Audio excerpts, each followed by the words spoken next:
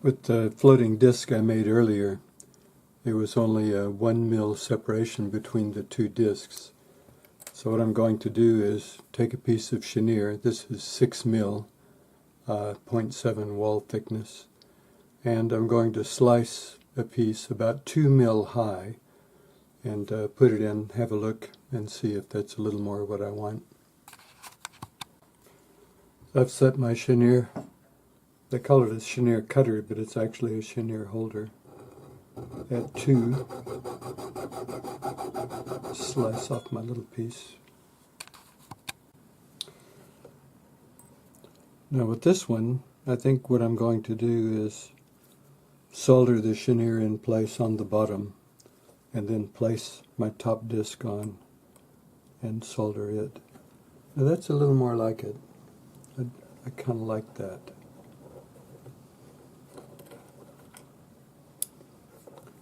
I'll give you a quick look at how thick it is. So a little bit bigger space. I'm going to do this like I would a bezel because it's bigger and there's more separation of the discs, so you'd be able to see inside. So I'm just flexing the inside of the chenille. I'm going to put my solder on the inside. So probably 3 or 4 little pieces on the inside.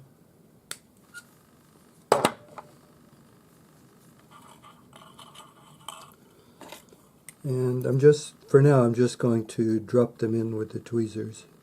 And then once I warm it all up, I'll push them into place with my solder pick.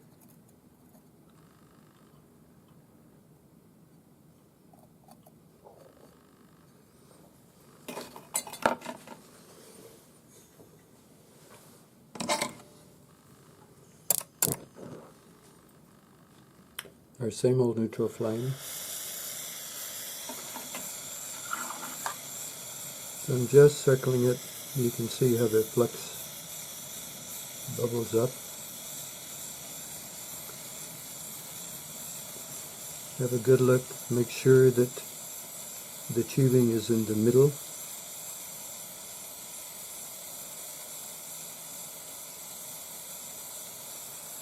And I'm just circling the outside of the disc.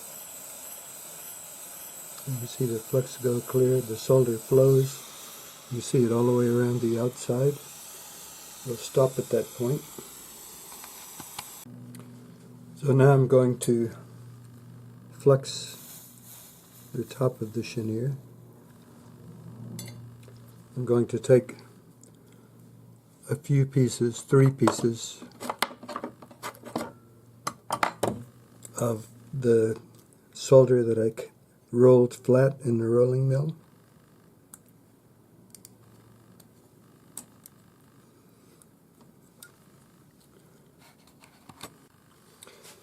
And place them with my flux brush.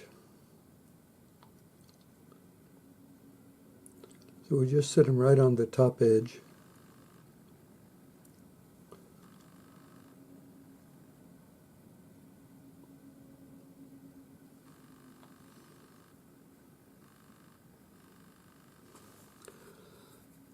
Then we flux the back of our disc and put it in place.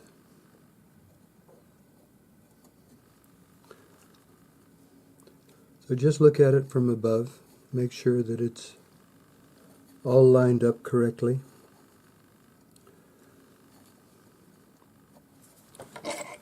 Now, with this, soldering this, I wouldn't use a big strong flame because your flame needs to be underneath, and if it's a really big flame, chances are it's going to push that disc off.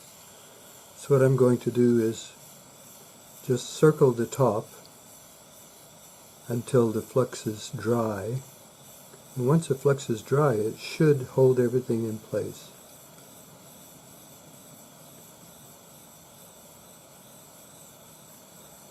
So So it should be dry about this point. So I'm going to circle from the side. I should be able to see the disc drop like that.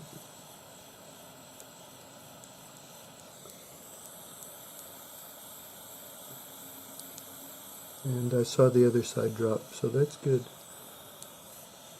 Don't get it past a dull red. So wait a couple of seconds, quench it, and pickle it. I haven't pickled it yet, but you can see now that there's a decent sized space, and by having our solder on the inside at first and then on top of the chenier, you'll have a nice clean solder join, no cleanup. So now it's time to solder this onto the ring shank, and it's done. Once you have your ring shank cut to length, a little bit of flux just where the shank touches, and one piece of hard solder at each spot. Place it with your flux brush. Make sure it's touching both the ring shank and the base.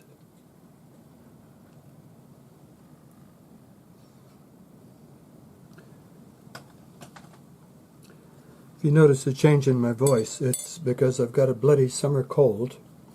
It's not that the sound is bad on the recorder.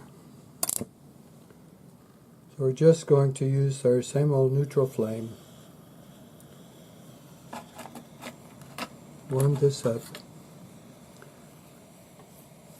Push the solder into place with your solder pick.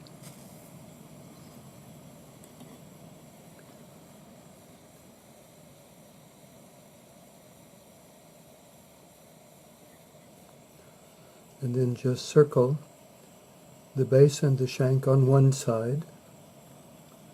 Focus on that side.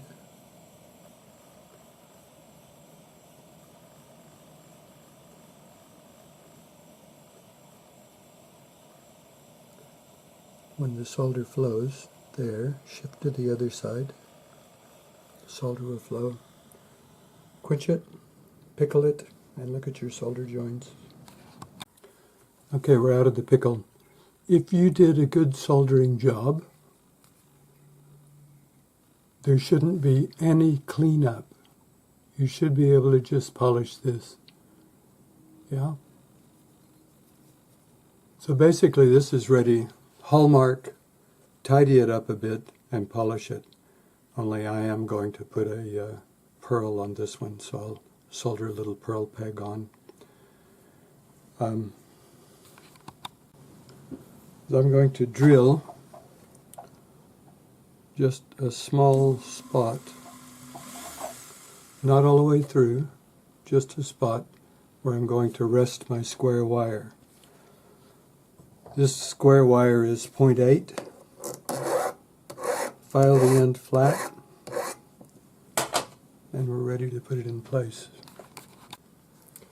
I'm holding my ring vertical, and with this square wire, I'm just going to gently rest it at that spot. If we have a lot of pressure, when we bring this up to soldering temperature, it may flow the other solder, at which point this would go all wonky, so we're not going to do that.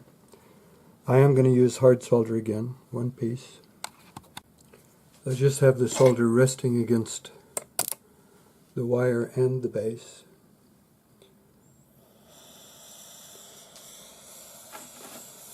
I'm just going to warm it up, dry out the flux.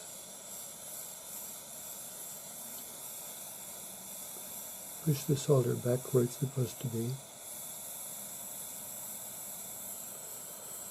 And I'm just going to circle the base, never putting the flame directly on the wire, because we want the solder to flow on the base. So there, our flux is clear.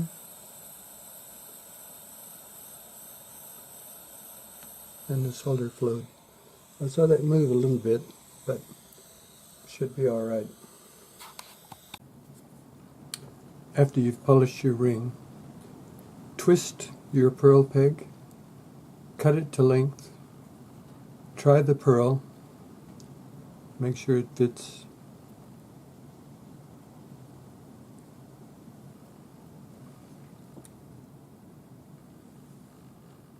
Like that. If you want to polish in between, use your thrumming strings, which are just cotton strings. First, normally you'd have two sets of strings. You'd have one with Tripoli and one with rouge. So first, with Tripoli, you just drop a couple of strings in the groove, run it around, polish it. Then go back in with your rouge to finish it up. It also works good for doing the side of ring shanks and things like that. It's really a handy thing to have, and it's just basically cotton string. So once you get that all polished, a little bit of epoxy on your pearl peg, a little bit on your pearl, sit it. 5-minute epoxy is fine. Leave it. Usually you want to leave it for 24 hours before you handle it, because then it's at its most hard. And that's it. Done. So that's the idea. The larger floating disc with the pearl.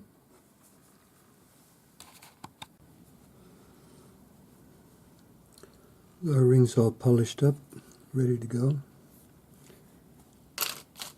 We've already fitted the pearl onto the pearl peg, so we know that's good.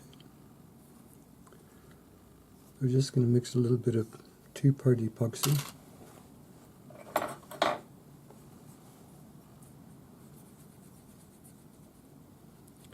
Five-minute.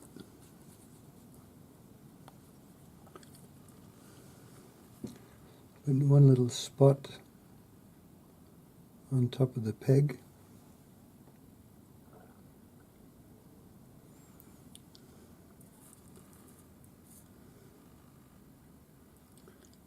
A little spot inside the pearl.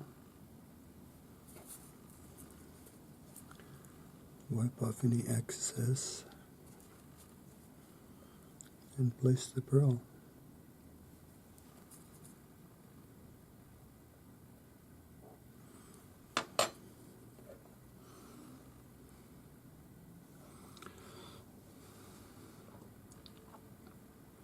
So that's it. I've got it sitting in my cross-lock tweezers that are kind of tweaked so that they sit by themselves. It's just so that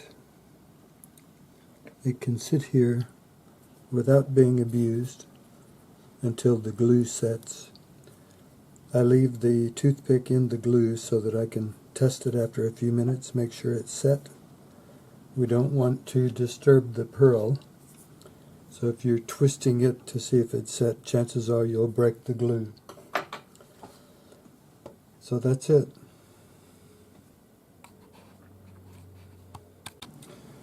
This one is a white pearl with a radiating pattern.